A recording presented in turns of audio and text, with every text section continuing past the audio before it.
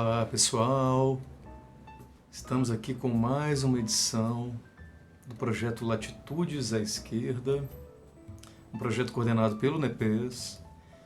E hoje, com muita alegria, a gente está recebendo o geógrafo e pesquisador em saúde pública, Heitor Praça, para a gente bater uma longa e importante conversa sobre a temática do espaço e narrativas, sentidos do nosso dizer mundo. O Heitor foi meu contemporâneo de geografia em Viçosa, um amigo e companheiro de geografias e estradas e filosofias há muitos anos. O Heitor então formou em geografia na UFV, Federal de Viçosa, fez mestrado em Geografia na Universidade Federal do Rio de Janeiro, fez doutorado no Instituto de Pesquisa e Planejamento Urbano e Regional da UFRJ também. Nesse tempo, se debruçando muito sobre algo que ele permanece refletindo e pensando, que é uma relação entre a filosofia da ciência e a filosofia da linguagem, e interface também com a filosofia da diferença. E há mais de 10 anos, desde 2009, o Heitor também trabalha como geógrafo em pesquisas, como bolsista em pesquisas da Fiocruz, na área da geografia da saúde. Então, todas essas experiências ele vai trazer para nós nesse excelente bate-papo em torno do espaço das narrativas. A gente espera que vocês gostem tanto quanto a gente gostou. E fiquem então com a nossa conversa com o Heitor Praça. Latitudes à Esquerda.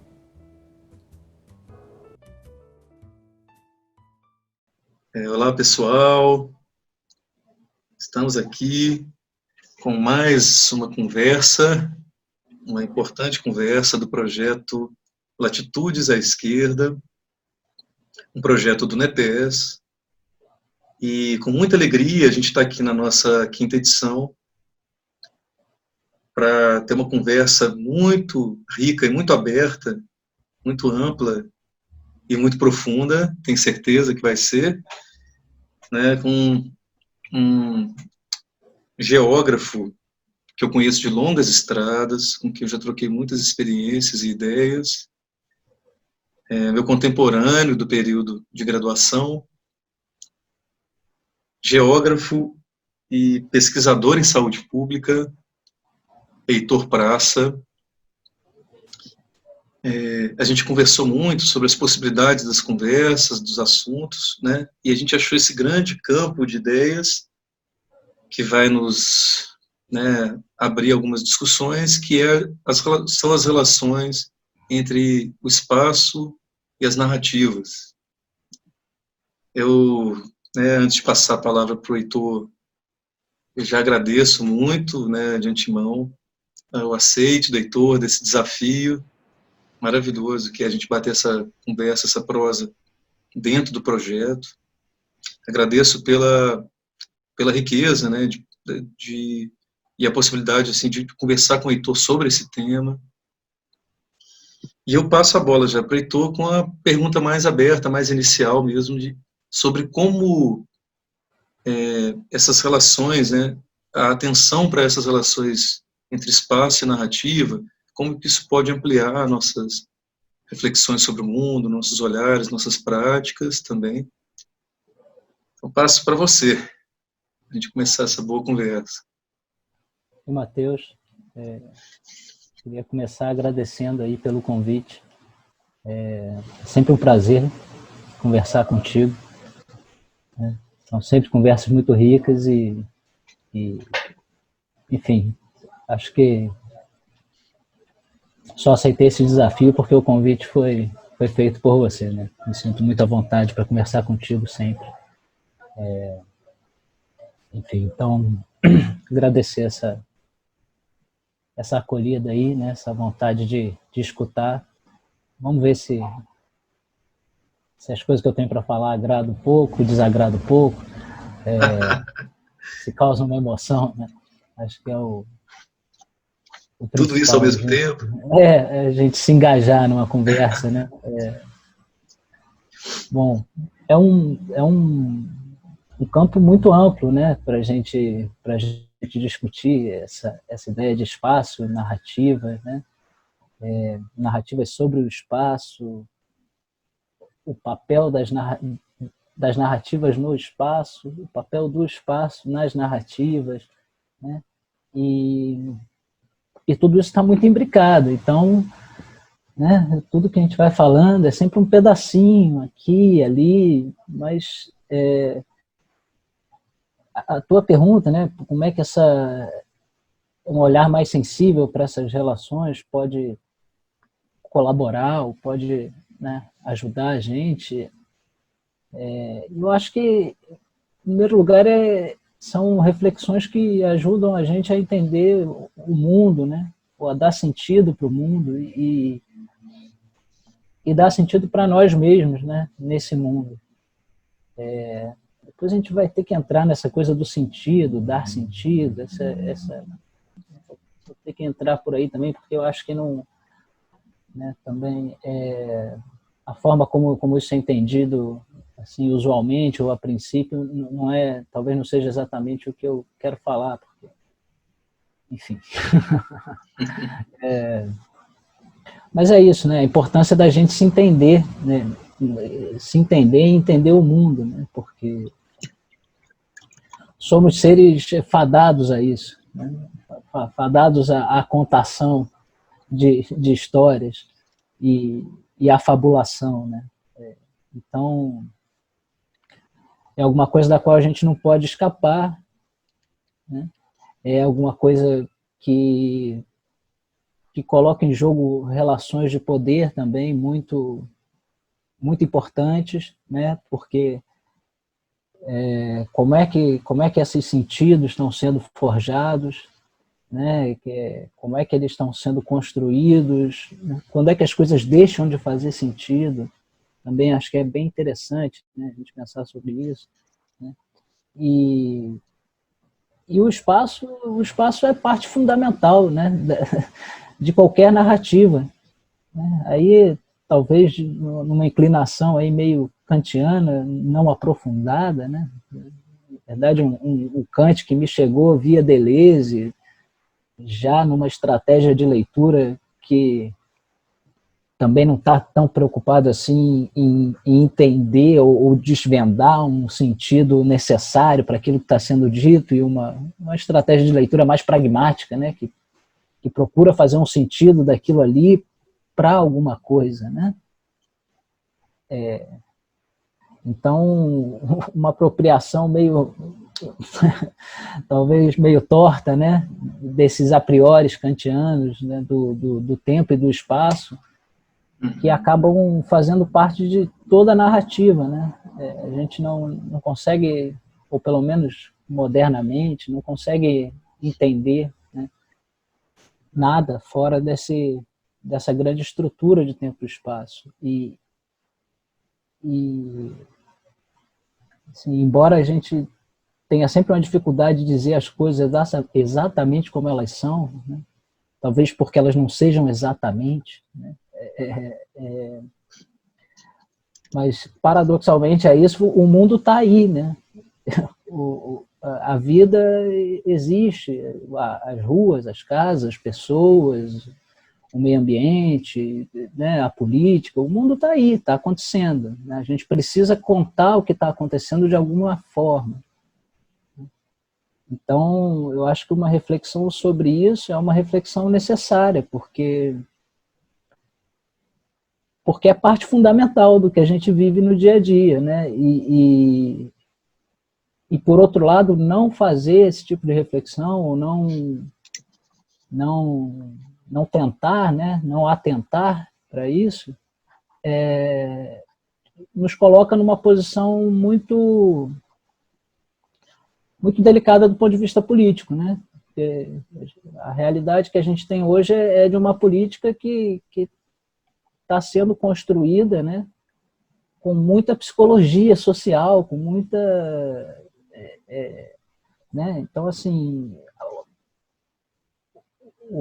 a construção das identidades políticas, dos atores coletivos, ela tem se dado por meios ainda muito confusos para mim, né? Eu não estudo psicologia social, não sei, né? Nunca parei para entender isso, mas já percebo que é alguma coisa urgente, né?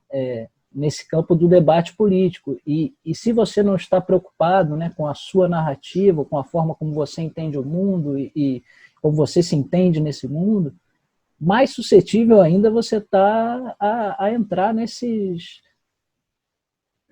né, entrar de gaiato.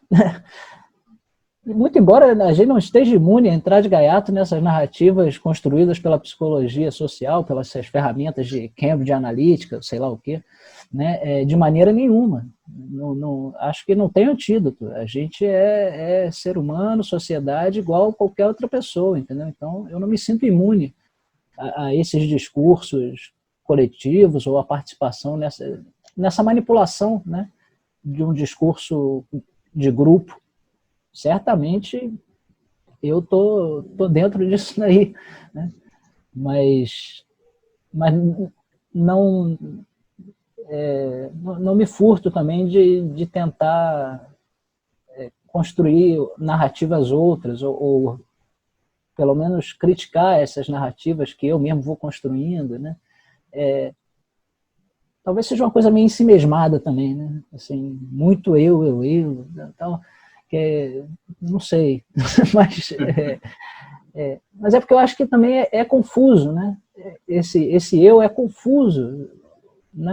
Tem um outro elemento aí que a gente acaba sempre trazendo nas narrativas sobre espaço e o espaço das narrativas na sociedade, na construção da sociedade, né? Que é a experiência, né? E a experiência, né, a narrativa da experiência, ou a experiência como alguma coisa que fia, né, a sua percepção, a sua narrativa, né? Então, não, isso aconteceu porque eu estava lá, eu vivi isso. E eu já acho que não é bem assim, sabe? Que quando você fala da narrativa,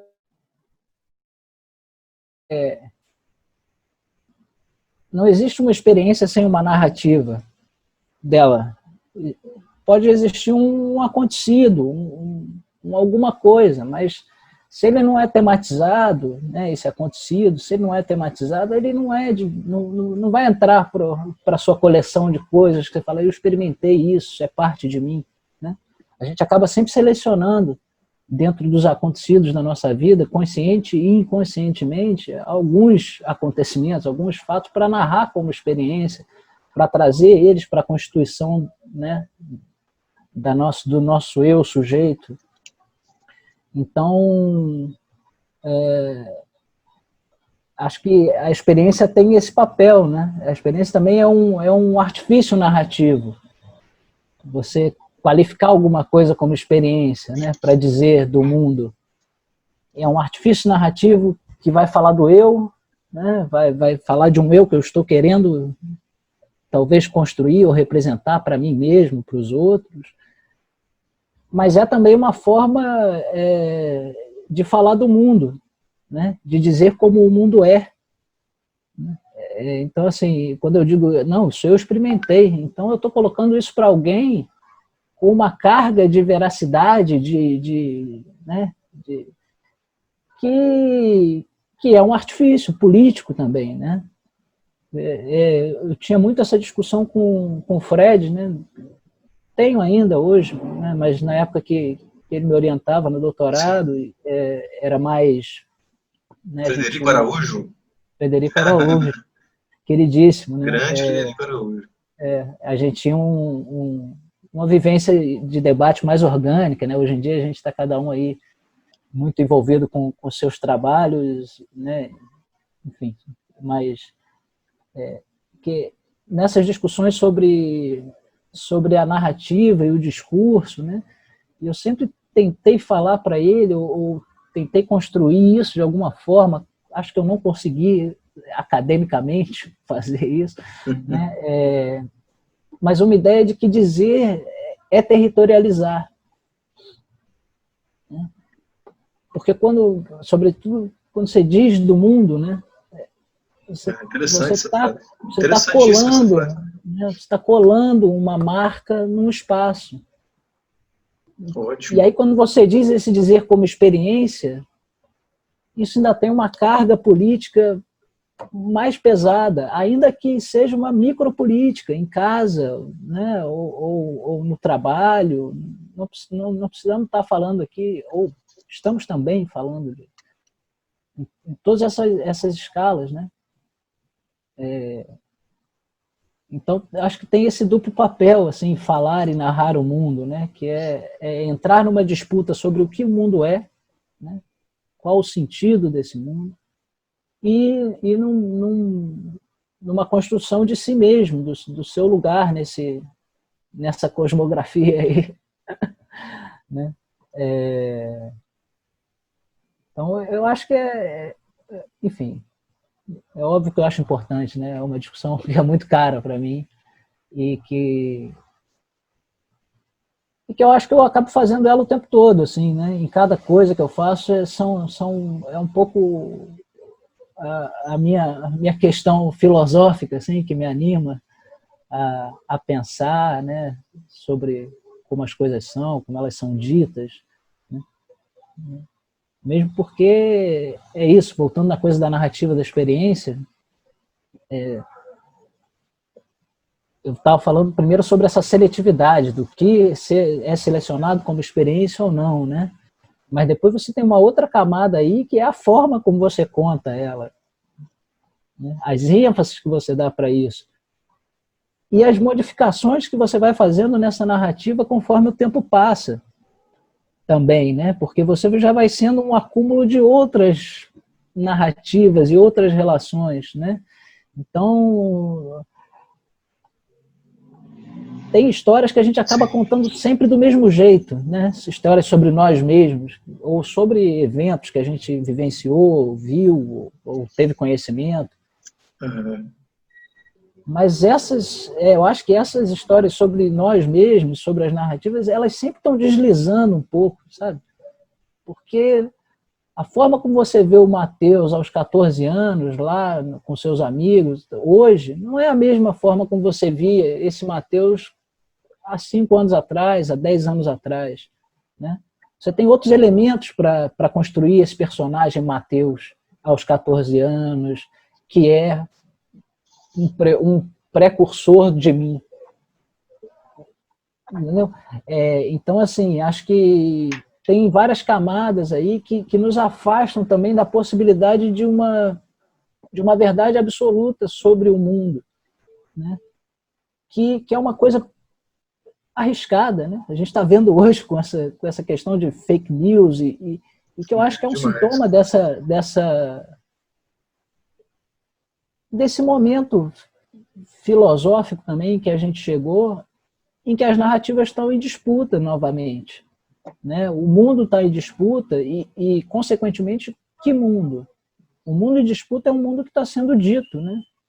Estão sendo ditas coisas diferentes sobre como o mundo é, como ele deve ser, o que acontece, o que deixa acontecer, né? A própria pandemia, você tem aí, né, pelo menos assim, agrupando de maneira muito precária aqui, 2 grandes grupos, né, que narram o mesmo fato como coisas completamente diferentes, com sentidos completamente diferentes, né?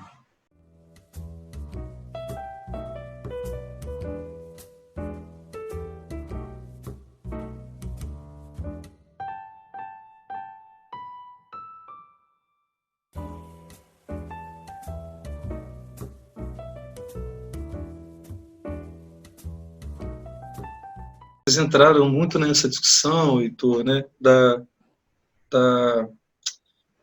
teoria da multiplicidade, teoria da diferença, entre outras coisas, para debater a questão das linguagens, das narrativas, né? Um pouco por aí, né? Sobretudo do sentido, né? Eu acho que a gente vai vai beber aí nessa fonte, né, para bagunçar a coisa de um sentido único ou de um sentido verdadeiro, né, para uma narrativa. Então, assim, acho que a nossa preocupação ali, e o que se torna a minha preocupação também, em grande medida, né, é essa coisa do sentido verdadeiro, a verdade das coisas, a última palavra, onde é que está calcado esse valor que sustenta essa última palavra, né? E uma coisa que o Fred sempre ressaltou e que para mim sempre foi bastante significativo, né? Desde que eu escutei a primeira vez, é um troço que ressoa para mim, né? É que o limite da verdade é o terror, né, cara? Essa verdade super estabelecida, que não pode ser contestada, que não pode ser vista de um outro jeito, não pode ser levemente deslocada, né? É o terror, né? É o terrorismo, é o totalitarismo. Interessante, sim. Então, sim, Nos assombrando hoje, né, inclusive. Nos assombrando hoje, inclusive, como uma brincadeira, né? Uma brincadeira perigosa essa de brincar com a verdade das coisas também, né? Não, nos assombra muito, ela vale, né? para um lado e vale para o outro. Ela não é né? É o que me dá mais, um pouco mais assim, a sensação de que realmente as coisas não podem ser ditas totalmente, não podem ser definitivamente estabelecidas, né? Inclusive o fato dela estar sendo usada por um valor moral que é divergente do meu e de alguma maneira hegemonizando o cenário público, né, coloca para mim em xeque verdades que pareciam inabaláveis, né? E a gente perceber e aí entra o espaço com a narrativa, né? Que o mundo é o que ele é, mas ele é também o que a gente diz dele. E a gente está sempre dizendo alguma coisa, né? Então é um pouco na tensão entre essa necessidade ou essa obrigatoriedade de dizer alguma coisa do mundo, né, que eu gosto de pensar como um dizer territorializar, né? Eu acho que a gente faz o mundo na medida em que a gente diz ele, né? E é claro que isso, como bom geógrafo, você, né, supõe que isso se dá em diversas escalas, né? Na escala do eu, sozinho, você pode se convencer de que o mundo é, inclusive enlouquecendo, né, delirando, da forma como você narra ele, com coletivos maiores ou coletivos cada vez maiores, e por que não como um coletivo humano, né? Porque, né, aí um pouco da nossa conversa também sobre literatura e Borges, né? Por que não um delírio de todos nós, né, nessa narrativa da Terra e do ser humano?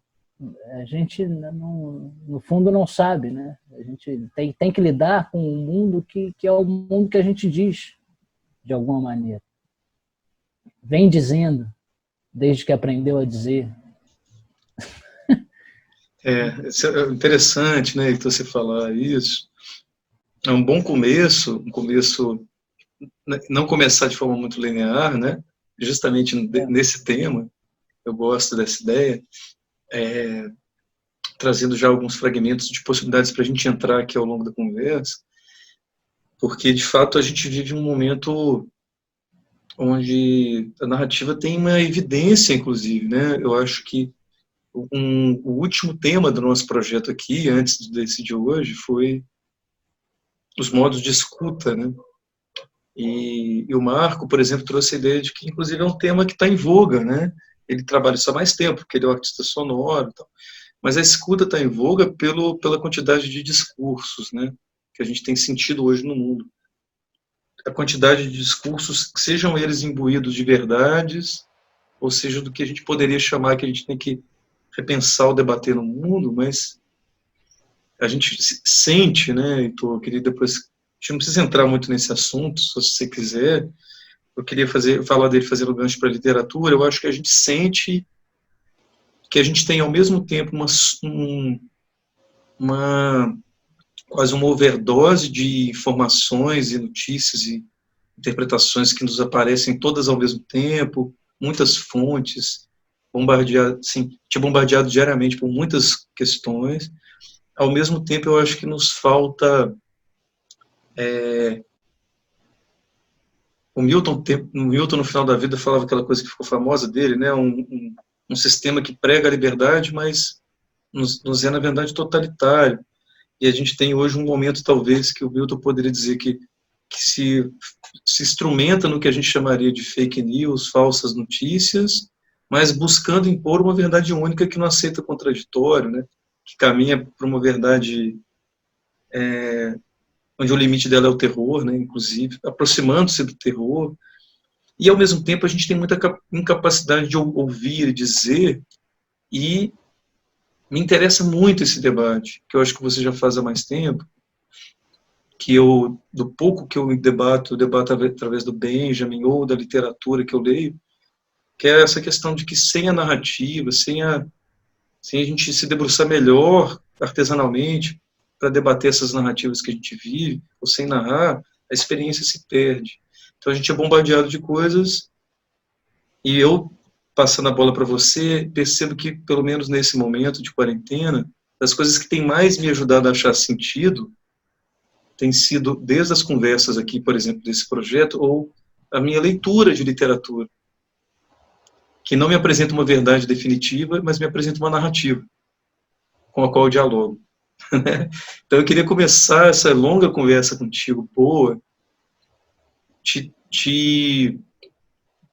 perguntando sobre como é que foi para você nesse período, inclusive do doutorado, a entrada que você teve nessa discussão da literatura, dialogando com a geografia, e essa discussão onde você entrou mais na perspectiva do Borges, como você já trouxe ele, e a literatura e o papel dela nessa narrativa espacial, a imaginação espacial, a amplitude de tudo isso.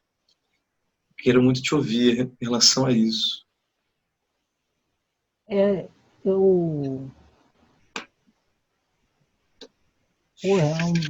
um tema tão caro, né? A gente tem que escolher o que vai dizer a respeito disso, né? Não dá para dizer tudo ao mesmo tempo. Às vezes só um sorriso, um olhar é que é capaz disso, mas tem que entrevista, tem que falar. Tem que escolher o que não falar, né? Tem que escolher o que não falar, né? Então, cara, acho que a leitura também do Borges, né? Assim como eu estava dizendo de Deleuze, de Derrida, é uma leitura, né? Que serve para alguma coisa, né? Acho que, assim, sempre uma preocupação, né, com essa coisa da verdade e do sentido, né? Achei bacana que você falou em achar sentido, né? Eu gosto também de fazer sentido. Tem uma coisa do sentido que eu acho que ele não é descoberto, né? Ele não existe exatamente antes. Né? Não tem um sentido para você descobrir, ou talvez até para achar em alguma coisa que a gente lê. Tem um sentido para ser feito, né? Entre o que você leu e as coisas que você traz, né? As referências que você traz, os remetimentos que você faz ao ler aquilo, né? A questão que orienta a tua leitura, né? Tenha você maior ou menor clareza dela. Né? Então, assim, eu acho que a leitura do Borges também vem muito no sentido do que ele fala também sobre a literatura, né? E o verdadeiro e o falso, essa brincadeira que ele faz, né? Entre o que é real e o que não é real, inclusive na própria forma dos textos, né? Tem texto que se anuncia como ensaio e no final é conto, tem texto que se anuncia como conto e é ensaio, né? E aquela coisa de referências, algumas coisas reais, outras meio duvidosas, e no final das contas você não sabe se foi ou se não foi. onde exatamente que aquele narrador fala, né? E acho que essas coisas são interessantes como ferramentas, né? Justamente para abalar ou para deixar em suspensão esse caráter verdadeiro ou essencial do sentido da coisa. Então, acho que o Borges e a leitura da literatura, em geral, né? Mas dele especialmente, porque para mim, são textos que praticam isso, ao mesmo tempo que colocam a questão, né? Também sempre foi uma coisa cara ali dentro do grupo de pesquisa, esse que eu integrei durante o doutorado, né? Que era, mas como é que a gente faz para operar da maneira que a gente está dizendo que é? Porque a gente está dizendo que as coisas são muito diferentes do que elas são tomadas usualmente, né? A própria ciência está em busca de uma verdade, né? De como é que a coisa é. E a gente está dizendo que a coisa, ela vai sendo. Né?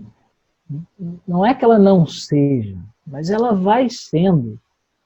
E esse vai sendo está afetado em grande medida pelo que a gente diz que vai sendo. Então, um pouco essa coisa de que dizer o mundo é fazer o mundo. E a leitura do Borges, da literatura, que de uma maneira geral, não, pelo menos na minha perspectiva, eu também não sou especialista nisso, né, cara? Eu sou um amador, um amante, talvez um tarado, né? Mas, assim, nunca estudei, né, literatura, não tenho nenhum tipo de curso, não sou nenhuma autoridade da crítica literária, é o uso pessoal, né? Eu sou, usuário. Eu sou usuário de literatura. Mais ou menos. Assim, porque, assim, é legal te dar o crédito de você ser um geógrafo que no doutorado se debruçou sobre, né? Porque eu te conheço há mais tempo, então se debruçou sobre a literatura, se debruçou sobre os modernistas brasileiros e argentinos, foi estudar tempo na Argentina para entender essa relação, né, e tudo, da literatura modernista argentina e brasileira, então eu acho legal, assim. Tem um trabalho, tem alguma dedicação, mas assim, só para ressaltar que não tem nenhuma autoridade. Mas o interesse de ser uma autoridade no assunto, né? Não. Pelo contrário, né? Eu acho que tem tantas entradas possíveis. Borges, então, é um universo. Existe um universo infinito debaixo dessa firma, Borges. Porra, é tanta coisa, cara, tanta coisa. Eu sou um apaixonado, né? Mas, assim, tem algum dizer conto, o que eu li um conto dele que eu achei tão geográfico, assim, não sei se seria interessante eu te perguntar isso, mas eu me lembro de um conto, de um livro, que daria até uma historinha, que eu não vou contar aqui. Resumidamente, eu li esse conto, eu fiquei alucinado com ele geograficamente e esqueci o livro no ônibus. E que eu estava viajando e depois não consegui mais comprar esse livro, não retomei esse conto. É um primeiro conto de um livro dele vermelho, assim, não vou lembrar. Mas tem como uma abertura de prosa, tem algum texto do Borges que você traria, assim, por exemplo, para a gente refletir, para sugerir, sabe? Como uma reflexão geográfica interessante. Que te marcou mais, por exemplo? Eu acho que tem... Cara, a geografia também é tão ampla, né, que a gente pode tomar de tantas maneiras que a resposta fácil seria qualquer um, né? Mas, assim, é porque eu tenho muito um trecho na cabeça, na verdade. Um trecho de um conto. O Tlon Uqbar, Orbis Tertius, que é um conto em que ele narra... ele encontra uma enciclopédia que fala desse lugar, que é Tlon. Né?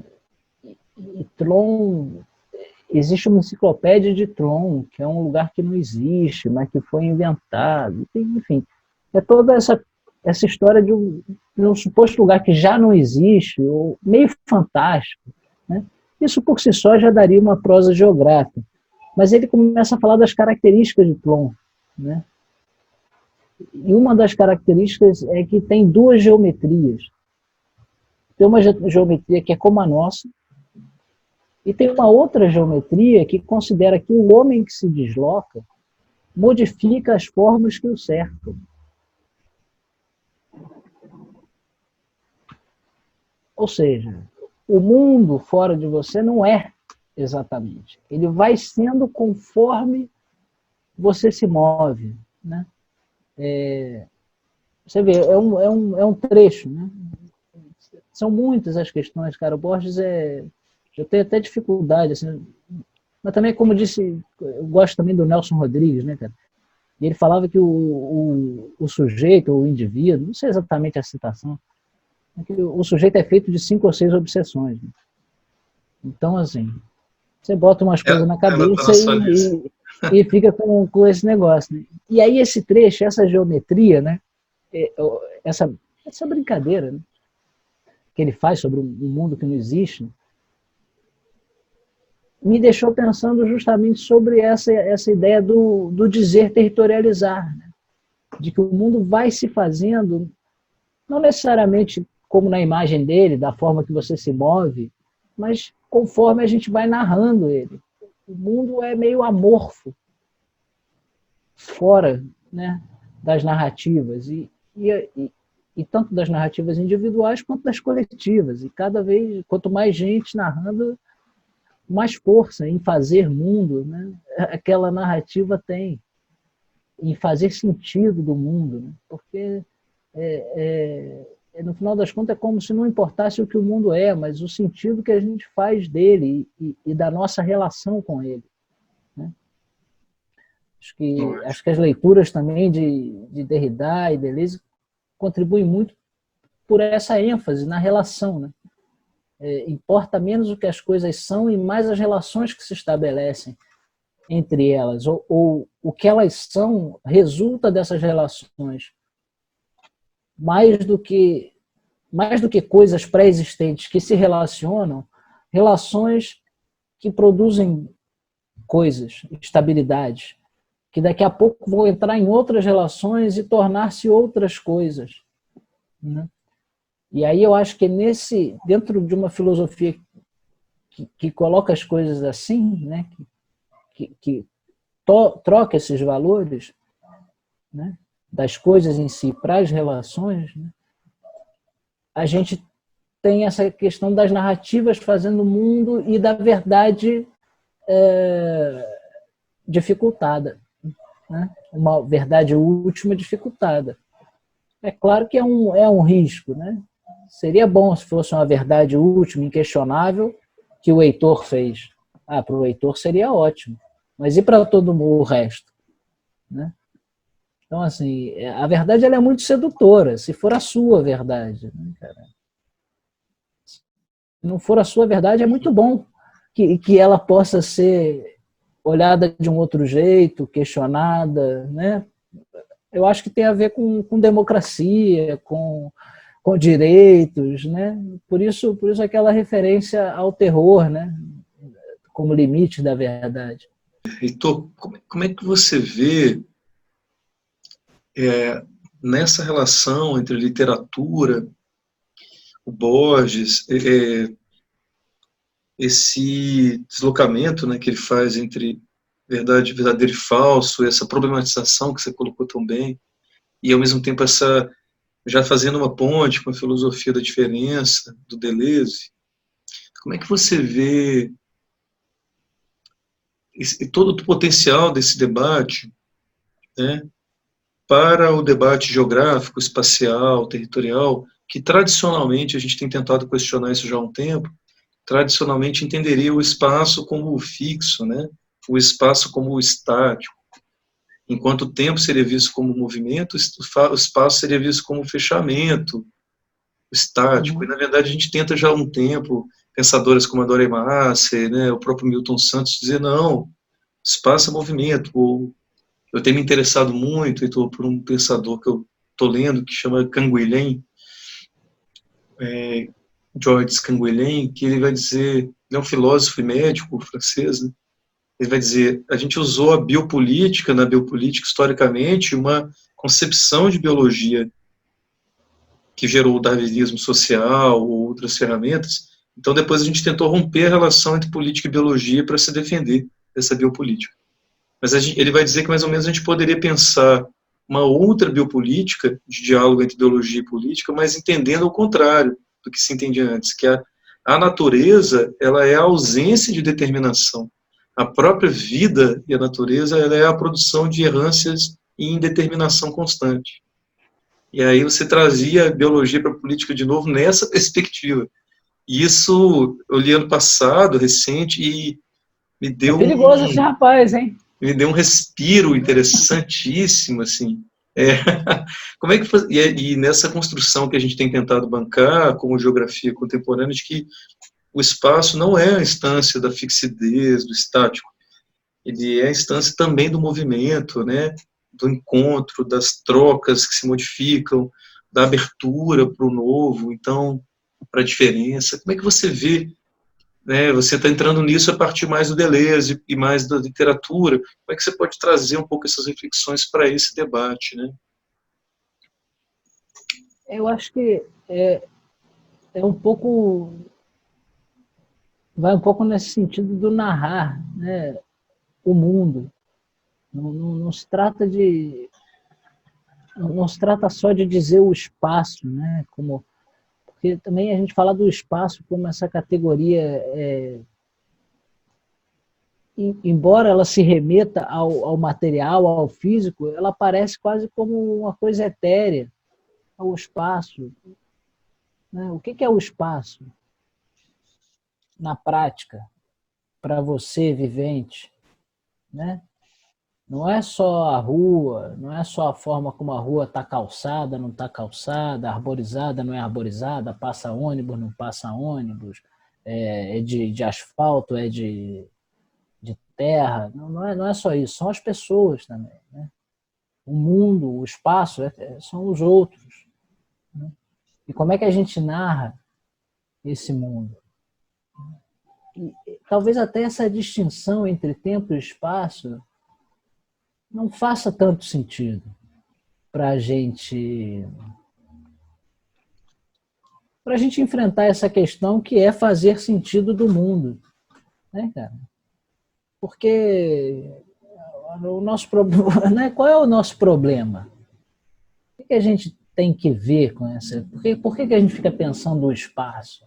É só porque a gente é geógrafo e decidiu fazer isso um dia na vida e agora tem que sobreviver desse negócio? Né? Pode ser também, é digno, faz parte, estamos aí, né? Mas tem uma coisa a mais aí, né? Pode ter, né? Pode ter. Pode ter alguma coisa aí, né, cara? Que é uma certa inquietação com o sentido do mundo, que eu acho que é a inquietação de todas as ciências, no fundo, né? Afora esse outro lado, que é trabalhar, ter um emprego, se especializar para poder conseguir ganhar um pouco mais, enfim, essas coisas, né? Que a vida em sociedade, ou que esse mundo, da forma como a gente conta ele, nos impõe. Fora isso, né, tem uma inquietação que eu acho, que é o sentido mesmo do mundo, né? E que se faz de maneira diferente para os diferentes grupos sociais. Né?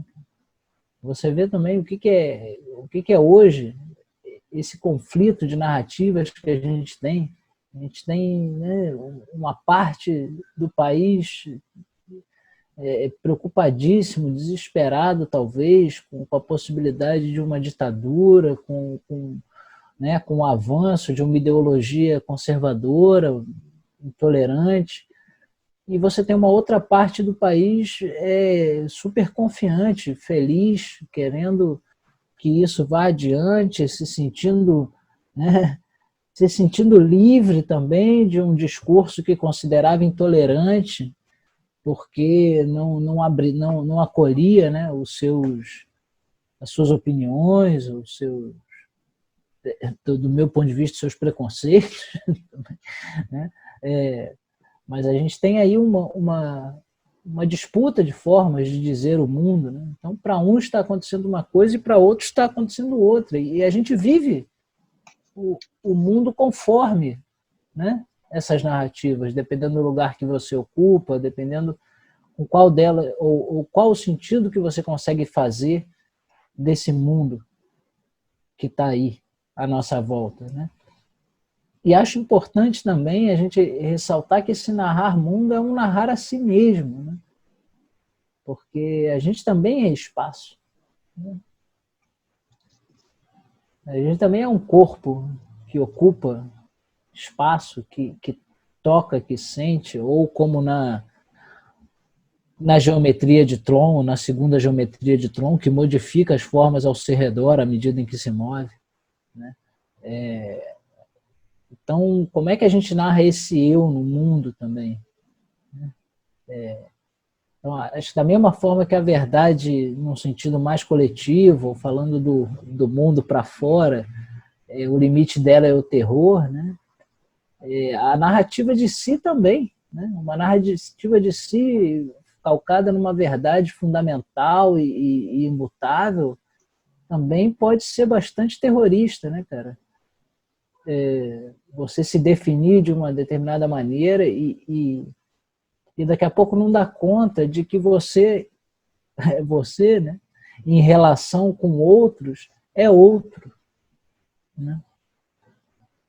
Ou você, ao longo do tempo, em relação com uma suposta mesma coisa, é outro, né? E por que se narrar como não sendo, né? Como sendo aquele de sempre? E aí nos sentidos mais diversos, né? Pode ser o geógrafo, né? Então você é o geógrafo, e aí você daqui a pouco está se obrigando a ser o geógrafo, mesmo numa hora em que talvez o geógrafo não estivesse ali, né? Então, assim, né, então é uma certa... Eu acho que influencia, tentando responder a sua pergunta, depois de dar tanta volta, né? Voltas boas, voltas boas. Eu acho que essa filosofia da diferença, né, me serve para esse olhar da narrativa, da relação entre a narrativa e o mundo, esse narrar territorializar, e aí o territorializar não é à toa, né, não é regionalizar, é territorializar, porque eu acho que quando a gente narra o mundo, a gente está fazendo, o mundo está delimitando como é que as coisas são, está delimitando as coisas no mundo, está delimitando a si mesmo no mundo, tem uma questão de fronteiras, de dentro, de fora, de poder, muito, eu acho que é muito intensa nesse dizer o mundo, dizer os outros e dizer a si mesmo, né? Então eu acho que essa filosofia da diferença me serve para pensar essa ideia, né? Ou para vir matutando com essa ideia, para me virar, né, debaixo do domínio dessa ideia de que quando a gente narra o mundo, a gente está fazendo ele, né, de alguma maneira, né? Ou a gente coloca coisas em relação, né? Voltando nessa ideia de que o mais importante são as relações, e que uma determinada coisa posta em relação com outra pode já não ser o que ela era.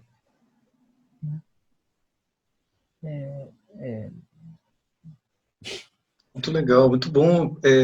Então, você sabe que, como a gente é muito amigo, talvez é uma possibilidade de a gente conversar só até sobre determinadas perspectivas que talvez eu não falaria em todas as conversas, né? Quando eu tive contato melhor com a discussão do Hegel sobre algumas das discussões dialéticas do Hegel, tese, antítese e síntese, quando eu entrei na faculdade de educação, comecei a estudar em outras esferas da educação, em diálogo com Hegel, ele dá um exemplo num texto dele, que eu li indiretamente através de um outro autor da educação, em que ele dizia que a gente poderia dizer que a infância seria uma tese, onde você está aprendendo uma cultura onde você nasceu, a adolescência quase já dizendo que já existia a aborrecência, então a adolescência virava uma antítese, porque você começa a negar aquilo que você está recebendo, mas vai chegar um momento em que você vai se reencontrar com a sua cultura onde você está se formando, mas não do mesmo jeito. Então você vai se reencontrar com a tese sem negar a antítese, que foi a sua negação da tese, e aí vai se dar uma síntese. E eu fiquei pensando nisso, isso me impactou, porque eu nasci em Belo Horizonte, né, urbano, vamos dizer assim, de origem, depois fui me descobrir, me negando urbano e me encontrando no interior. Minha vida é no interior, meu projeto de vida é interiorano, está tudo bem resolvido. E chegou um momento que isso tudo bagunçou de um jeito imenso. Eu falei, não, eu acho que eu quero voltar para a cidade. Mas quando eu cheguei na cidade de Belo Horizonte de novo, eu não sou o mesmo Belo Horizontino que eu já fui aqui, e eu me sinto um pouco diferente dos amigos que permaneceram aqui ao longo de uma vida. Eu tenho uma visão de urbano meio rural, meio misturada. Então eu fui percebendo, lendo esse texto sobre o Hegel, que eu estava descobrindo uma síntese de algo novo. E é desafiador, né? Porque tem horas que você não acha lugar para encaixar. Como se você pensa, você é urbano ou você é rural? Eu não sei, eu não sou muito urbano, não sou muito rural. E, e eu tenho que me abrir para essa lógica. E me interessa muito esse se abrir, de fato. Eu acho um desafio. Quando você falou essa coisa do dizer como territorializar, é um debate que me parece também da psicanálise que me interessa, né? O poder das palavras, na escuta e no dizer, né? Eu não sei, eu sinto que a gente está numa fase da civilização que as crises vão apontando para a necessidade de que a gente comece a pensar possibilidades, por exemplo, de que haja vidas que não sejam nem urbanas nem rurais, e nem urbanas, mas algo novo, que se reinventem novas formas de pensar o que é ser no mundo, e o espaço tem a ver com isso, né? Porque ou eu sou urbano ou eu sou rural, porque cada metro quadrado do mundo tem que ser urbano ou rural, e aí? Eu acho que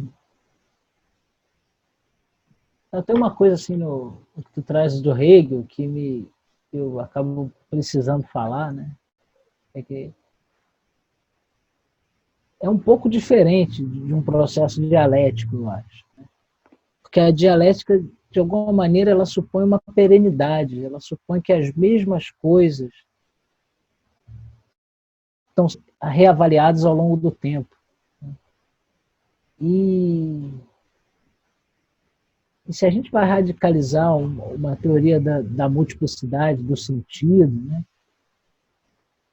Não são as mesmas coisas. A cada vez que ela é posta em relação, ela é outra coisa. Parece ser uma continuidade, mas essa continuidade não é. Ela é narrada como continuidade. Narrada num presente hoje, que constrói uma narrativa passada, mas a gente não tem nenhuma garantia de que tenha sido assim. Então, importa mais, né, o sujeito ou a subjetividade que se desprende de uma relação, né, no caso Mateus, ou no Rio de Janeiro, ou em Belo Horizonte, ou em Diamantina, relacionando-se com a questão da ruralidade, da urbanidade, né? Que é um pouco também, que Mateus é esse? Não é o mesmo do encontro de família no domingo, não é o mesmo que cuida dos sobrinhos no sábado à noite para a irmã ir ao cinema, não é o mesmo que sai com a namorada, né? Que contínuo é esse que te permite dizer? É uma narrativa feita hoje, que não tem menos validade por conta disso também, né? Ela é importante para fazer sentido, e eu acho que tem isso, sim, de que essa relação que tu falasse com a psicologia, né, da narrativa e do dizer territorializar, né, que é a importância de fazer sentido. Acho que no âmbito da psicanálise, e aí também como usuário, né, não como estudioso, a importância de que a nossa história faça sentido para nós mesmos como uma forma de pacificar o sofrimento emocional, né? O sofrimento psicológico. E eu ouso extrapolar isso para um sentido coletivo, né? Talvez as dificuldades hoje de quem se coloca mais à esquerda ou num campo mais progressista seja justamente qual é o sentido, né? Como narrar esse mundo fazendo um sentido bom, né? Porque entra também aí um juízo de valor, que é o bom. O que é bom? O que agrada? Né? Um juízo estético, moral, que como eu estava dizendo, para uma parte das pessoas está difícil narrar o mundo e fazer sentido, fazer um bom sentido. Né? Para outra parte das pessoas está facílimo. Está justamente na hora dessa grande narrativa de vitória e de redenção. Então, qual é o mundo que existe? Os dois existem, né? Coexistem, né? Se conflituam. Então, eu acho que a importância da gente levar em conta, né, esse papel justamente das narrativas no fazer mundo. Porque não é que elas estão dizendo uma coisa que já está aí. Elas estão produzindo o que elas estão dizendo, essas narrativas. Essa minha narrativa, essa nossa narrativa. E uma coisa que eu coloquei já numa outra conversa nossa, né, é que também essa impossibilidade de uma verdade última e essencial das coisas é justamente o que fundamenta uma política democrática, né? A possibilidade de um debate, de um contraditório, de um diálogo, que uma vez que a verdade está dita e descoberta, não tem nem mais sentido a gente falar sobre ela, né? E uma verdade sobre o mundo, eu suspeito que a gente esteja impossibilitado dessa verdade sobre o mundo em função de ser quem nós somos, contadores de histórias.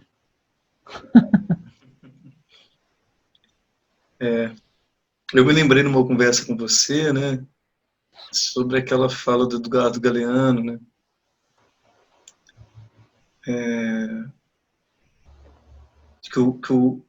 que é claro que existem os átomos e tal, mas ele brinca, na verdade, se a gente for dizer o que é realmente a matéria do mundo, do que é feito o mundo, né, ele vai dizer assim, eu prefiro não dizer que é feito de átomos, eu prefiro dizer que ele é feito de histórias, né. Ele é feito de histórias, exatamente. É um pouco por aí, né? Assim, você vê também que não tem grande novidade no que eu digo, né? Tô aqui redizendo, tentando redizer de alguma maneira o que tanta gente já disse, ou fazendo sentido, né? Com outros dizeres. Dialogando com eles, né?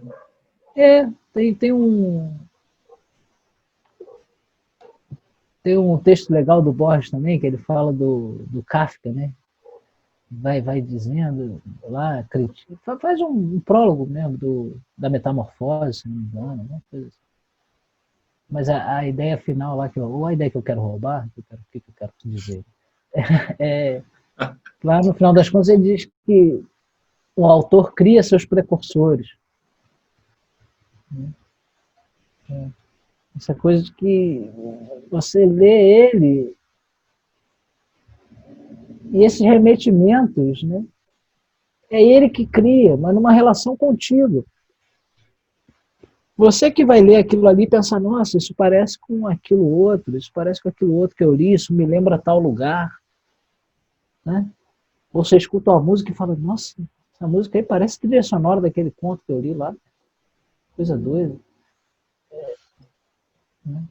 Então, assim, e aí você vai dizer, não, mas espera aí, não é a trilha sonora. Isso é uma música que foi feita no ano de não sei onde, por não sei quem. Rapaz, não interessa. Se eu disser para um terceiro que não sabe uma coisa nem outra, que as duas coisas foram feitas juntas, vai se disseminando, né? Essa história. E é com essa história que ele vai fazer sentido, ligando com outras coisas. Enfim. Mas olha, que voltando lá no Hegel, eu particularmente me interesso, sabe, há muito tempo pela dialética, né? Então, eu entendi melhor, talvez, a dialética do Hegel a partir do Safatli, leituras recentes do Vladimir Safatli, no grupo de estudos que a gente tem até pelo próprio núcleo, né, da EPES, lá na Faculdade de Educação, e tem um momento que eu consigo entender com ele como a teoria da história para o Hegel é uma teoria, primeiro, constante abertura, né, para o novo, para o que virá, altamente dialética pelas conflituosidades já com a ideia de história linear, que ele quebra totalmente essa ideia, e altamente marcada pelo um diálogo com o que poderia ser a ideia de diferença e de narrativa. Então ele vai dizer de alguma forma, assim, eu vou tentar resumir a complexidade do que eu entendi, mas resumindo, jogando para a nossa conversa, ele vai dizer que o passado é algo que a gente vai elaborar a partir da narrativa, o que é o passado depois que o tempo passa. E você olha, encontra conexões entre processos, né, coisas do processo histórico, você constrói narrativamente conexões ao olhar para trás, entre aqueles fatos, e constrói o que é a história. Primeiro, isso é um processo então narrativo, de interpretação. E aí ele vai dizer que tem uma coisa importante aí, que é central, me pareceu, que é a contingência. Então, o contingente é aquilo inesperado, totalmente fora do script. E é o contingente que é o central da teoria do tempo do Hegel. Então, quando acontece uma contingência, algo novo, essa contingência reelabora o presente, o passado e o futuro todo de novo. Porque ela vai me fazer conexões com outros fatos, e juntar outros caquinhos, juntar outras pontes. E sempre essas pontes são a partir das nossas conexões, do que a gente consegue dar conta de olhar. E aí o futuro se abre de novo para novas possibilidades e outros horizontes, sempre em aberto, né? Então é como se cada transformação do processo histórico, que nunca é linear, ele vai se fragmentando pelo processo dessa mudança. Eu acho Isso... acho que tem muito a ver nesse sentido também. Talvez possa ser uma leitura preconceituosa minha da dialética também, né? Eu é que estou narrando ela como uma coisa estática, né? Tu já traz Não, aí porque muitos talvez narrem. uma outra acepção, né, dessa proposta. E aí eu acho que tem muito a ver, né? Porque é justamente isso que tu chama de uma contingência, é alguma coisa que reorganiza o sentido, né? E reorganiza o sentido porque coloca em relação com outras coisas, né? E a suposta mesma coisa posta em relação com outras já não é ela mesma, né? Sim. Justamente porque as coisas não têm essa estabilidade tão dura, tão essencial, que se mantenha independente com o que ela está relacionada. Ao contrário, as relações contaminam as coisas e as tornam outras, né? Inclusive as relações narrativas. E espaciais. Porque também é isso, né? A gente vai voltar lá no velho Kant e ele dizia, né, que a gente não tem como entender o mundo sem tempo e espaço. É uma outra forma de dizer que a gente não consegue narrar o mundo sem tempo e espaço. Ótimo. Né? Então, são elementos da nossa narrativa, sempre vão fazer parte da forma como a gente precisa dizer as coisas. E dizer as coisas vai ser viver as coisas tal como dito, né? Né? Em outro momento também a gente falou dessa coisa do narrar de perto e narrar de longe, né?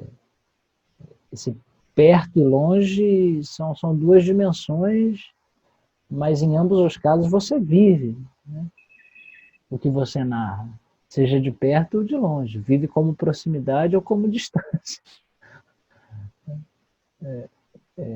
Mas eu tenho muita convicção, né, de que narrar o mundo é fazê-lo, é territorializá-lo, né? E as disputas sobre as narrativas são disputas territoriais. Claro, concordo profundamente. Eu acho que também um tema que acho que até já passou também aqui pelo projeto, Heitor, que é o conceito de sertão. Me agrada muito uma leitura do Antônio Carlos Robert Moraes, de que a geografia pode contribuir muito com esse debate, que transcende o sertão, né?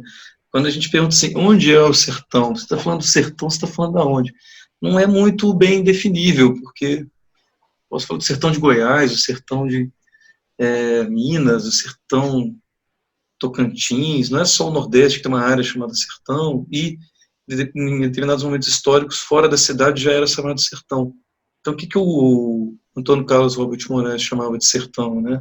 Era uma ideologia geográfica de apropriação do espaço pela palavra mesmo. Sertão é o desertão, é a ausência de civilização. Ela é uma palavra dupla, muito sofisticada e perigosíssima na época, depois ela é reinventada pelo Guimarães Rosa com outra ideia, né? Por outros sujeitos, mas além do Guimarães também, mas o Guimarães é importante, mas ela é como se eu dissesse, se eu chamo uma área de sertão, eu estou dizendo que ela é deserto civilizatório e estou dizendo que ela tem que ser transformada em não sertão. Ela é uma palavra, ela é um dizer territorializar de uma potência visceral que diz muito sobre o hoje. Por exemplo, palavras que delimitam e estigmatizam periferias. E aí eu queria usar esse gancho para a gente abrir um novo leque de conversa sobre o mesmo grande tema guarda-chuva, né?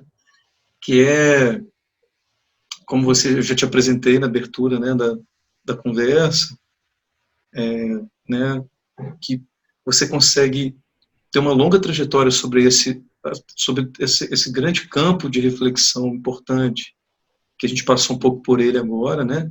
Você falou dentro do possível, do tempo, e você tendo que escolher o que não dizer, né? Relação ao Borges, Deleuze, Derrida e tal. Mas também você tem uma longa e importante trajetória como geógrafo no campo da saúde pública, né? Como pesquisador, bolsista da Fiocruz em muitos projetos, há muitos anos. Então, seja nessa lógica de trabalhando diferentes áreas da cidade, diferentes espaços geográficos, e ao mesmo tempo nesses narrar perto, narrar longe, né, que você já fez uma reflexão que eu acho que dá para fazer um gancho. Como é que você vê essa sua entrada? Como é que foi, né? Você podia explicar um pouco para quem não te conhece, sua entrada nesse campo da geografia da saúde, né, que também é muito rico. É curioso, né? Porque eu fui parar na geografia da saúde sem ter a menor ideia, né? Eu, de fato, nem me lembro de tomar ciência da existência do campo da geografia da saúde enquanto fazia faculdade.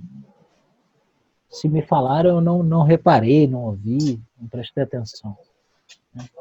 E eu vou parar na Fiocruz por uma conveniência, né, de trabalho, uma oportunidade de trabalho. Estava ali terminando meu mestrado, trabalhava com unidade de conservação, questões da transformação do território, a problemática da modernidade, da modernização, que sempre me inquietou muito. E vou parar ali na geografia da saúde, né? Na saúde pública, porque tinha terminado o mestrado e precisava trabalhar, ganhar dinheiro, enfim, tocar a vida para frente. E ali eu comecei a trabalhar basicamente com um monitoramento epidemiológico, né? Que é um processo de monitoramento do território, ou como é que as doenças se distribuem, como é que elas estão ocorrendo naquele território, naquele espaço, né, a depender da acepção, a partir de indicadores, né? Indicadores em geral secundários. Eu, na verdade, também tive a oportunidade fui muito privilegiado, né, em trabalhar com o professor Luciano Toledo, o professor Paulo Sabrosa, né, que sempre acolheram também muito as nossas inquietações, né? Então, e tinham um interesse grande pelas contribuições que a gente podia trazer. De alguma maneira, hoje, eu acho que eles já vislumbravam a minha inquietação, né? Eles já viam a minha inquietação em trabalhar com os indicadores, Eles perceberam que eu me senti incomodado, perdão, por aquela narrativa, né, dos indicadores, aquele desejo de objetividade que essa narrativa tem, né, e que é muito grande, né, muito hegemônico no campo da saúde, que é um campo muito influenciado pela prática médica, né, que tem não só um desejo de objetividade, como uma demanda, né, uma certa urgência de objetividade também, porque quando a gente está falando de saúde, você tem esse outro lado, né, você precisa atender, você precisa Dar confortar, respostas, né? precisa dar respostas Fazer escolhas mais concretas. precisas, né? E tudo. Então, assim, é um campo que tem uma demanda por objetividade maior e tem um desejo de objetividade também, por um outro lado, né, por parte dos pesquisadores, da tradição científica, de um desejo de objetividade. E acho que eles percebiam que isso incomodava também, me incomodava, ou pelo menos me deixava desconfortável, né? Tanto é que um outro lado desse trabalho na época era fazer os trabalhos de campo para conhecer o que o Paulo à época nomeou como áreas críticas, né? Então a gente estava ali, tinha Áreas um críticas? determinado áreas críticas. Né? Eu falei, mas assim, crítica, como assim, Paulo? O que são áreas críticas? Ele falou, não, você vai saber fazer, você vai saber dizer. Então foi muito interessante, por outro lado, né, cara? Você, depois de anos estudando geografia, mestrado, faculdade, você ser colocado com essa questão, né? Me defina áreas críticas, vá para o mundo e me delimite áreas críticas. Né? Se você não é capaz de fazer isso, não adiantou a geografia. E você percebe também que você tem que dar um jeito, né? Áreas críticas também, hoje eu percebo, é uma narrativa, inclusive com um perigo estigmatizador, né? Porque se eu publico um mapa designando áreas críticas, a partir de então elas são vistas como críticas, ditas como críticas, né? Talvez mal vistas. Então você tem uma série de questões aí, né? Acho que foi também uma oportunidade de fazer geografia na prática. É muito interessante essa atuação no campo da saúde pública e isso eu acho que dá uma oportunidade bacana também, me sinto privilegiado nesse sentido, né? Que é essa possibilidade de linkar os problemas mais filosóficos ou mais teóricos que me inquietam, ou, né, ou que me dominam, com uma prática de trabalho, né? Com uma necessidade de dizer, né? E certamente também só consigo dizer isso hoje. À época eu era desiludido, assim, pensando, o que eu estou fazendo? Como é que eu fico trabalhando com esses indicadores que dizem que o território é isso? Mas, porra, isso é mentira. E ainda muito apegado também a uma questão do que é verdade, do que é mentira. Esse negócio de verdade e mentira, isso é um sofrimento danado, cara. Porra, se você ficar muito apegado a isso, é um sofrimento danado. E a gente já tem outros sofrimentos na vida que a gente não precisa ficar acrescentando. Mas, enfim, o trabalho com... Fui trabalhar com isso. Né? E passei aí, foi de 2009 a 2013, que é quando eu entro no doutorado, sem saber ainda que vou trabalhar com a filosofia da linguagem, que vou chegar em Deleuze e Derrida, e nessa história de dizer, territorializar, e do sentido múltiplo. Não tinha a menor ideia, cara. Eu era perturbadíssimo de ficar trabalhando com aqueles indicadores, achando que eu não tinha que fazer mais aquilo. Você trabalhava nessa época praticamente só com indicadores secundários estatísticos? Não, trabalhava com os indicadores secundários e fazia esses trabalhos de campo para delimitar as áreas críticas. Né? E esse delimitar, você era chamado assim a conversar com as populações, com lideranças? Sim, sim. Eu ia para o município, né? Primeiro a gente estabeleceu um contato com alguém da Secretaria de Saúde ou de Assistência Social que fosse dizer para a gente aonde que eram, né, as áreas onde as condições de vida eram piores. comecei por aí, né? Depois, lá no final do relatório, eu tinha que definir o que eram áreas críticas. Tem lá uma definição que eu já não me lembro mais qual foi a que eu dei. E também não dei sozinho, né? Estou falando aqui eu trabalho de um grupo. Mas, enfim, a gente ia para o município acompanhado desse informante local que direcionava a gente para as áreas onde se sabia que as pessoas viviam em más condições. E a gente tinha um GPS lá para delimitar os pontos, fazer o perímetro, né? E conversar com as pessoas sobre como é que era viver naquela área ali, tentar entender que criticidade era essa que o informante nos informava. Então, a gente fazia essa análise, esse monitoramento epidemiológico, tentava fazer em várias escalas, né? Dizendo como é que estava ocorrendo as doenças no município, como é que estava essa ocorrência de doença nos diferentes bairros, estratificados por diferentes indicadores socioeconômicos, e como é que estava a ocorrência das doenças nessas áreas críticas, né? Então, assim, você vê que, apesar do desejo de objetividade, já eram pesquisadores que se propunham a um entendimento da complexidade territorial bastante elaborado, Mais né? amplo, né? Não é Legal. todo mundo que se propõe já de início a trabalhar em diferentes escalas, integrando e vendo essas nuances, né? Mas ainda assim, né, para um jovem idealista, parecia pouco. E me incomodava, né? Esse dizer do frio dos números, que era o que de fato interessava também no âmbito do contrato, do que sustentava aquela pesquisa, né? Essas outras iniciativas eram iniciativas desses pesquisadores, né? Vontades políticas deles, não era o que estava contratado, né? Foram desenvolvimentos que a gente fez do ponto de vista de produzir uma ciência, né, mais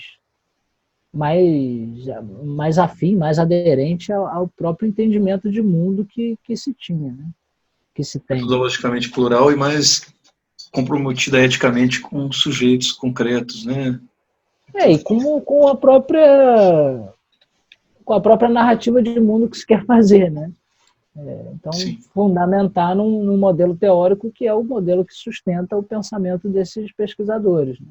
O entendimento da complexidade, né, da diferenciação da ocupação do território, né, das lutas de classes, né, enfim. São pesquisadores que pensam no âmbito dessa complexidade, mas não era o que estava contratado. Então, acabava que no relatório que a gente entregava iam os números, mas não iam as áreas críticas e muito menos o depoimento que o sujeito me deu quando eu visitei a casa dele. E é uma relação sofrida, né, cara? Porque você vai lá pesquisar, né? É óbvio que não se compara ao sofrimento do cara que está lá vivendo, né? Mas, assim, já teve situações de eu ir a campo para delimitar uma área crítica, entrar na casa de uma pessoa, ela me mostrar a marca de 1,5 metro de 1,5 metro na parede, que é onde a água chega toda vez que alaga, porque ela mora na beira do córrego, né? E a pessoa te fala, e aí, você vai, quando vai ser a obra? Como é que a gente vai resolver isso? Você fala, cara, eu não vou resolver. Eu vou botar isso no papel, e na verdade isso não vai nem entrar no papel. Para eu ser bem realista contigo, o papel mesmo que vai ser entregue nem vai ter essa informação. Então, assim, você é exposto a esse tipo de contradição, né? E eu acho que, de alguma maneira, também foi esse tipo de contradição que me moveu para depois chegar no doutorado e me interessar por essas questões da narrativa e do fazer mundo com as narrativas, né? Então,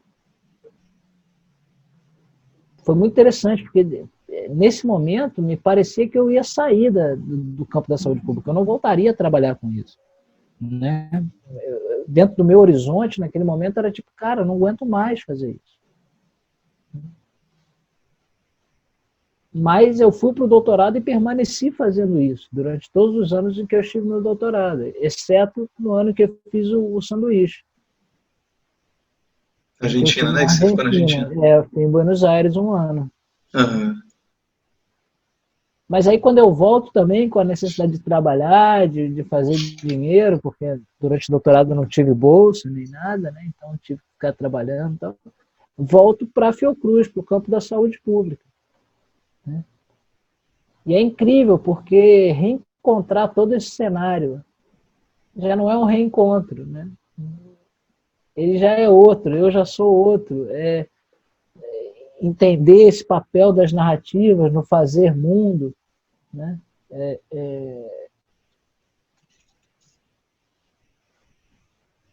Já me faz encarar essas narrativas, tanto as das entrevistas locais, quanto a dos dados secundários, quanto de uma outra perspectiva, né?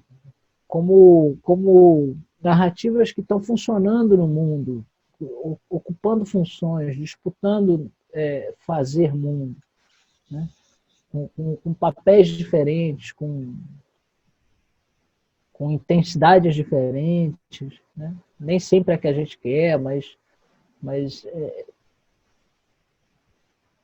para mim eu já consegui fazer outro sentido, né? Com a situação que se coloca ou que me coloca. Então, muito interessante, né? Porque a gente começa por um caminho assim muito filosófico, né? Essa conversa nossa que vai para o fazer sentido das narrativas espaciais, mas isso tem um fundamento prático, como eu estava dizendo, né? Era a necessidade de responder a essa questão. Né? E aí eu acho também que, né, uma coisa que a gente conversou em algum outro momento, né? Não sei mais se por áudio, se ao vivo, que era a importância de tentar trazer esses outros discursos para o âmbito do discurso científico, né? Ou para o relatório. E hoje em dia eu penso que talvez não seja exatamente isso, sabe? Porque o lugar do relatório é um outro lugar. Talvez a gente tivesse que ampliar o campo de valor para entender que a pesquisa não é o relatório. O resultado da pesquisa não é o relatório. Como o resultado do doutorado não é a tese. Sabe? A tese, cara, eu gosto muito da minha tese. Foi muito bacana fazer ela. Para mim. Não sei se os outros gostam. Nem cada um tem fica à vontade. Né? Mas eu acho que é uma miséria tão grande a gente achar que o doutorado é a tese, sabe? Miséria no sentido de que, porra, você pode gerar tanto valor daquilo ali, você gera só isso é que vale. E todas as relações que você estabeleceu, todas as histórias que você contou, que você ouviu, as coisas que você aprendeu, as disciplinas que você cursou, que não tem nada que ver com a tese. Mas que às vezes você está dando aula. Trocou, né? Que às vezes você está dando aula, ou às vezes até a pessoa que você trombou um dia indo para a aula. Aquela pessoa que você não veria se você não tivesse inscrito no doutorado, na disciplina tal, para ter aula na terça-feira de manhã. E de repente é uma trombada que, porra, revela, muda o rumo das coisas, uma contingência que muda o sentido das coisas. Então, tanta coisa acontece nesse período também de doutorado, tantas relações, tantas narrativas se fazem nesse período e por conta desse dispositivo doutorado, né? Ou do dispositivo tese, da questão, que, porra, só aquele documento ali, achar que só aquilo ali que é o resultado é que é a miséria. Sabe? E não é, acho que não é também a gente querer trazer, porra, como é que eu vou botar no relatório que o cara me falou lá da casa dele que alaga? Pô, não é no relatório que vai entrar isso. Não faz sentido no relatório. O relatório tem sua forma, tem sua função, tem seu... O que a gente precisa é perceber que o relatório não é o resultado da pesquisa. Que a pesquisa tem outros resultados também. Claro. Então, assim, eu acho que essa forma, essa tranquilidade também para ler as relações entre os discursos e os mundos que eles narram, que eles constroem também, foi muito importante para eu poder voltar para a saúde pública, né? Com uma outra tranquilidade, e eu diria até para eu poder voltar para a geografia, né? Num outro lugar que já me interessa, né? Que eu já consigo dizer geográfico, que é essa relação entre a narrativa e o fazer mundo, né? Que para mim é uma questão profundamente geográfica. É como eu estava dizendo, as disputas narrativas para mim são disputas territoriais. É assim que eu vejo. Não elaborei isso, não tenho uma tese sobre isso, não tem como dizer a referência, E eu acho fundamental esse não debate. vou sustentar isso cientificamente, mas é o que eu penso. Foi um resultado talvez maior do que a tese, né? O que você quer dizer? Que tem a ver também com o encontro dos resultados tem dessa a ver com o trajetória. encontro do doutorado com o próprio trabalho com a saúde pública, né? Sim, Né? é o resultado dessa inquietação, né? Entre as narrativas e o mundo. Essa relação que hoje eu consigo dizer assim também, né? Naquela época lá eu não conseguia, eu só tentando, na verdade, mudar de vida. Eu achava aquilo ali, aquele trabalho com os indicadores muito perturbador e queria fazer outra coisa. E aí fui para o doutorado para pensar, como é que eu abro o campo e vou me dedicar ao que realmente me importa? Sem perceber que o que me importava já estava ali, colocado como questão prática para eu enfrentar. E o que eu estava indo fazer, hoje eu narro como uma preparação para poder voltar a lidar com aquilo ali. Mas também só posso narrar assim hoje. Como diria, ou como dizia, né? Lembrei de uma frase, Tom, que eu gosto demais, com certeza você gosta, imagino que você goste, que é do Chico Sainz, né? Ele dizia, mas há fronteiras nos jardins da razão, né? Eu acho que esse é um debate tão fundamental da gente enfrentar. Você tem construído sua trajetória, como você apresentou aqui para a gente, produzindo reflexões a partir de um encontro de fronteiras entre narrativas e uma linguagem a partir de indicadores e amadurecendo esses encontros e trocas e formas de entender, entender as duas formas e formas novas de entendê-las, né, a partir de outros lugares e tal. Bom, como tudo que é bom termina, e o horário é um limitador às vezes, né, que os vídeos não podem ser... Eu tenho relutado de colocar vídeos muito pequenos, e como a gente até conversou um dia, acho que é outra proposta esse projeto, né, que a gente tem sentido aqui um tempo para que o respiro passe por alguns elementos, que a gente possa falar sobre eles, mas ao mesmo tempo tem uma fronteira, né? Também, se a gente apresentar um vídeo de 5 horas e meia, eu acho que... Tem que delimitar, né? Acho que um dia, talvez até, quem sabe, a gente um dia posta um de 5 horas e meia e ver se tem alguma visualização até o final. Mas acho que seria muito legal, né, Heitor? Acho que para a pergunta final, para uma levantada final para tu, você me disse algo que eu achei legal trazer de volta, que é quando você fazia graduação, você nem tinha conhecimento de fato da geografia da saúde. Eu também não tinha, né? Nós nos formamos no mesmo curso, fomos contemporâneos na universidade, né? Então me parece que é um debate de fato também pouco presente. Então, há pouco tempo a gente fez uma conversa aqui no projeto sobre geografia e saúde a partir de uma sanitarista que se encontrou com a geografia. O seu caso foi o caminho contrário. O que você poderia falar tanto nesse encontro de linguagens narrativas e de diferentes trabalhos que você realizou, do doutorado e da saúde pública? Como é que você vê tudo isso? O que você acha que isso contribuiu com a sua reflexão geográfica? E como que isso pode contribuir, esse encontro de narrativas e linguagens e esse encontro entre saúde e geografia, como é que você acha que pode contribuir para um pensamento sobre o espaço, né, mais emancipatório, mais promissor, mais livre, mais criativo, e várias questões que a gente poderia trazer. Eu acho que assim, o que eu vinha dizendo, né, o que eu vim falando ao longo dessa nossa conversa sobre a diferença, sobre a instabilidade do sentido ou da verdade, né? Eu acho que essa é a grande contribuição, né, ao meu ver, né, para um pensamento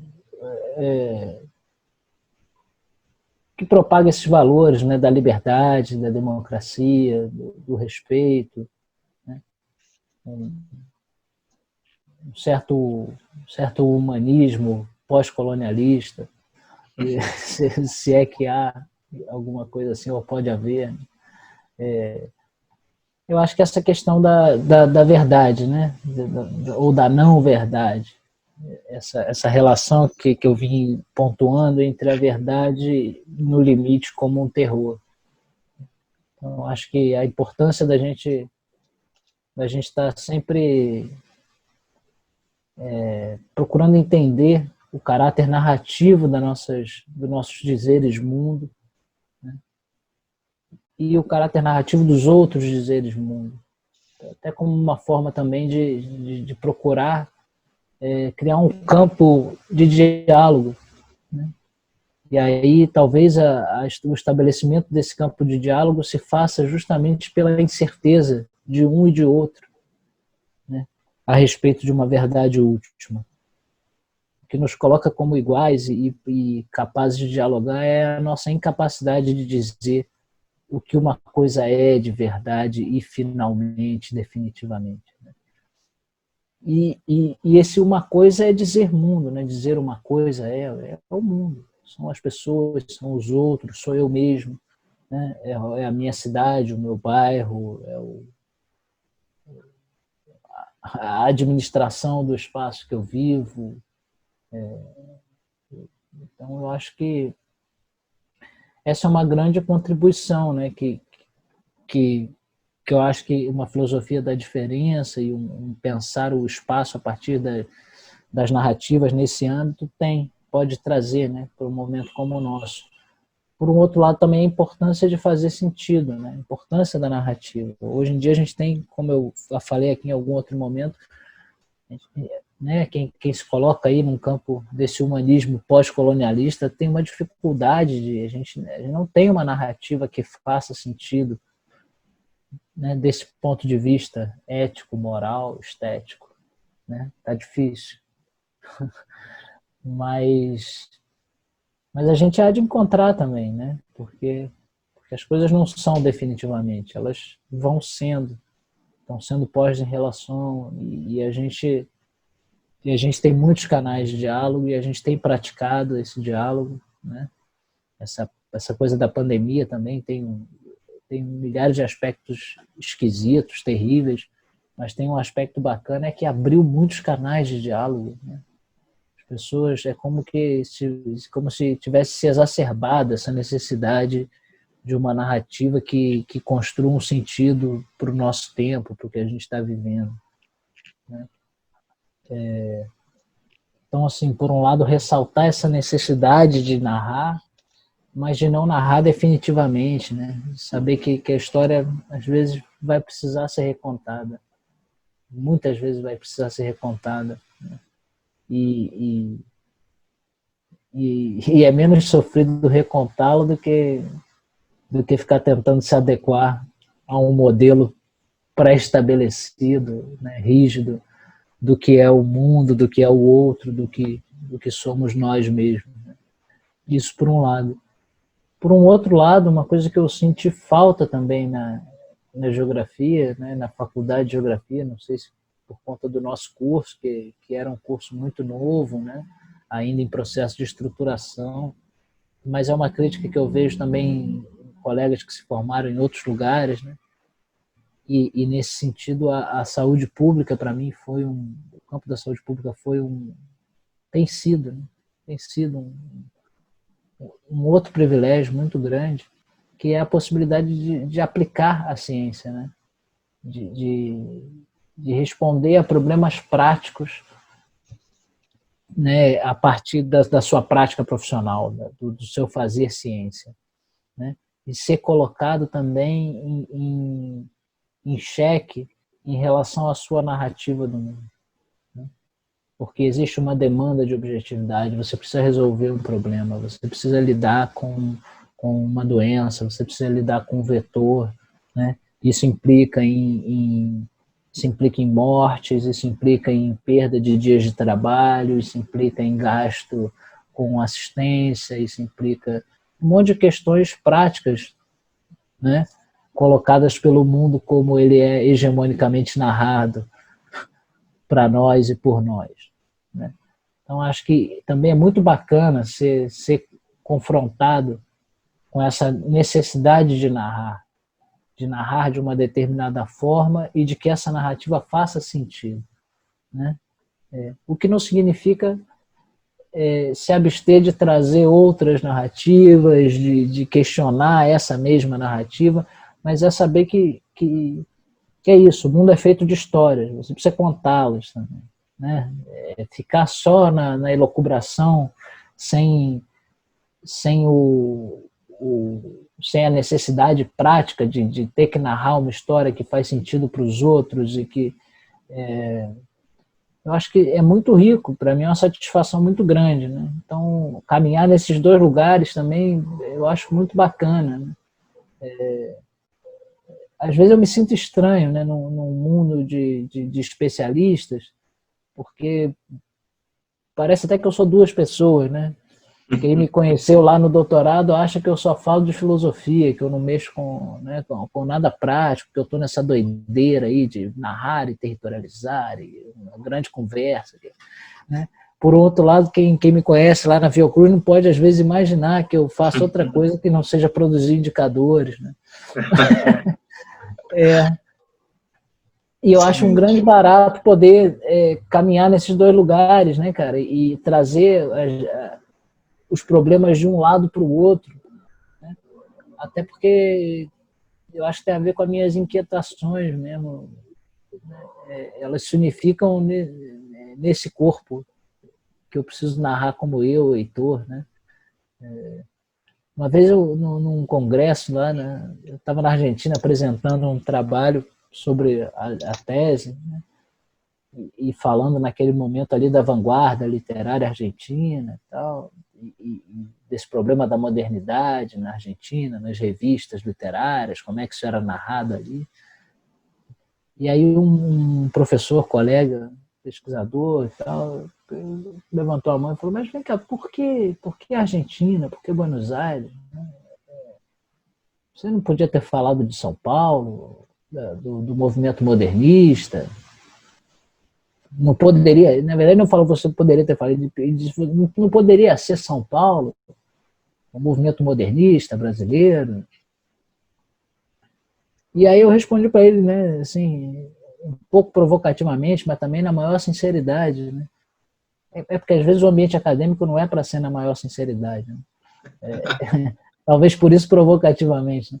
Mas eu disse para ele, poderia, tranquilamente, mas aí teria que ser outro pesquisador, né? Porque você poderia discutir as questões da modernidade, da narrativa e da modernização da cidade a partir de São Paulo, ou da cidade do México, ou né? Enfim, as possibilidades no mundo ocidental são muitas. Mas tinha que ser outra pessoa, né, cara? Porque o Heitor estava interessado em Buenos Aires, porque já estava apaixonado pelo Borges, porque tinha amigos lá, porque... Então, a possibilidade de eu desenvolver essa reflexão e essa questão também tinha que passar por ali, né? Por esse campo que é um campo dos afetos, né? Do que te toca, o que te move. E... Do que faz sentido, né? Do que te chama para o sentido. Com o que é que você faz sentido, né? Para você mesmo, para os seus amores, para o mundo. E algumas dessas coisas não tem uma explicação assim tão objetiva, né? e nem, no meu entender, nem devem ter, né? Sempre importante restar um misterinho. Ótimo. Heitor, eu te agradecer imensamente, cara. Eu acho que a gente termina com uma coisa que eu acho tão importante, você trouxe no final, dentre tantas coisas importantes que você trouxe, né? Mas esse final, eu acho que também tem me impactado muito pensar sobre a gente está vivendo um momento muito atípico, já num momento de crise civilizatória prévia, então tudo está tão difícil de encontrar sentido, que as pessoas estão construindo mesmo esses canais de diálogo para construir sentido. Então, acho que a gente está vivendo uma etapa da humanidade que talvez a gente esteja sendo interpelado a, de fato, entender isso tudo que você trouxe ao longo de toda a conversa, né? Que é necessário construir sentido, não buscar os prévios sentidos como essenciais, como a priori, como já existentes. Então, te agradecer demais a conversa. E acho que, né, que deixemos em aberto entre nós dois e quem está assistindo, né, essas possibilidades de sempre uma abertura para novas conversas. No nosso caso, a gente sabe que elas sempre acontecerão, né, e agradeço mesmo, tá? Vamos continuar trocando, nesse momento mais do que nunca necessário para nos ajudar a construir, né, sentidos e afetos e reflexões, né? Eu que agradeço, cara, o convite, né? O interesse, né? Tenho interesse também por ouvir aí, né? Como você falou, a gente é muito amigo de muito tempo e acaba que nem sempre essas reflexões mais teóricas e filosóficas conseguem ser ditas assim com essa sistematização, né? Elas vêm no fluxo dos afetos e dos goles que a gente toma por aí, do violão, né? A gente falaria menos do Hegel e Deleuze e mais do Chico Sainz. Mais do Maltner, né? Do Maltner, né? Esse nosso fã-clube imaginário. Mas eu queria, Teoria do caos. Demais, bacana poder participar aí, né, com você. Muito lisonjeado pelo interesse mesmo, né, em desenvolver essas reflexões e escutar. E fico muito feliz, como sempre, de prosear contigo, né? Então é uma oportunidade para estar falando aí um pouco dessa trajetória, das formas como eu fui conseguindo encarar esse caminho, e também uma oportunidade para a gente se encontrar, né? Saudades de ti. Saudades. Beijo, irmão. Valeu.